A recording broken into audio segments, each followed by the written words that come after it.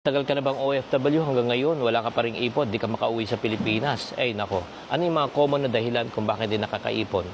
Number one, padala. Diba? Siyempre, kailangan ng pamilya, naiintindihan ko, pero wala namang humpay na padala. Number two, yung lifestyle inflation. Pagdating doon, sabik ka, di ba? Tapos, napapagasto ka na malaki, di ba? Kasi healing of the inner child. Number three, wala kang budget. Kaya kung gusto mo talagang maayos talaga ang iyong financial journey, let me teach you. Ito yung process, step-by-step guide to para maturuan kayo. Number one, lahat tayo mag-uumpisa tayo na broke tayo. Do you agree? Di ba? Wala tayong pera. Pero next step mo, kailangan matuto ka mag-ipon. Pag natuto ka mag-ipon, ang next na gagawin mo, mag-budget ka. Di ba? Para ma-manage mo.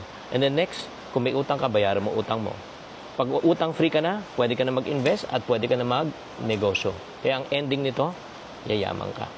Kaya kung gusto malaman tong process na ito, I already wrote it step by step, nakabundle na. So para mag-guide ko kayo.